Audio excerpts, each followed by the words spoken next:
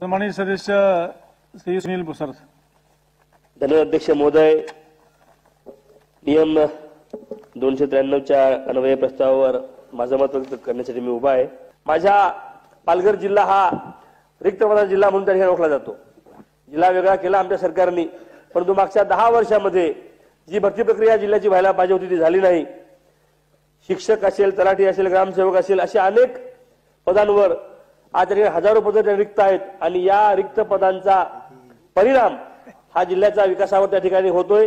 आणि म्हणून माझी आपल्याला विनंती आहे की त्या ठिकाणी या ज्या सर्व भरती आहेत त्या ठिकाणी किमान पालघर जिल्ह्यापुरते का होईना विशेष भरती मोहीम सुरू करावी आणि त्या रिक्त पदांच्या जागा भरण्यासाठी सरकारने त्यामध्ये उपाययोजना करावी ही नम्र विनंती करतो। मागच्या वेळेस पालघर जिल्ह्यातल्या पेसा भरतीला त्या ठिकाणी स्थगितीचा आदेश सरकारने काढला। सुप्रीम कोर्टामध्ये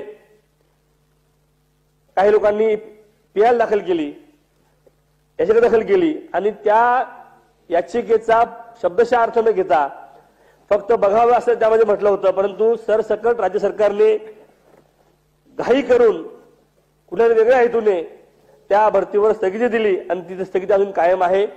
ओबीसी संघटना आणि आदिवासी संघटना यांची एकत्रित बैठक घ्यावी मुख्यमंत्र्यांनी विनंती केली होती, अजूनपर्यंत ती बैठक झाली नसल्यामुळे ती भरती त्या ठिकाणी स्थगित आहे। मला त्यांनी सरकारला विनंती करायची आहे की या माध्यमातून जे गोरगरीब तरुण तरुणी माझ्या जिल्ह्यामधले आहेत आज ते अतिशय निराशेमध्ये आहेत। मध्यंतरी त्याच वेळेमध्ये एका माझ्या भगिनीचा त्या ठिकाणी मृत्यू झाला आणि मला वाटते अतिशय गंभीर अशी बाब आहे ती राज्य सरकारने अजून गंभीरपणे घेऊन त्या पेशा भरतीची स्थगिती आहे ती तात्काळ उठवून माझ्या जिल्ह्यातील लोकांना त्या ठिकाणी न्याय द्यावा।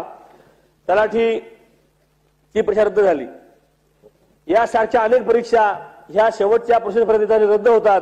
आम्हाला याबद्दल सरकारवर संशय वाटतो, कारण सरकारने ज्या कंपन्या नेमलेल्या आहेत त्या कंत्राटी कंपन्यांच्या माध्यमातून कारभार चालवला जातोय आणि त्यामुळं कंत्राटी भरती जर आपला आग्रह असेल तर या राज्य सरकारला भरत्या करायच्या नाहीत का असा संशय आम्हाला त्या ठिकाणी येतो आणि मग हे पूर्ण राज्यच कंत्राटी पदावर भरायचं आहे का असं आम्हाला त्या ठिकाणी वाटणं स्वाभाविक आहे।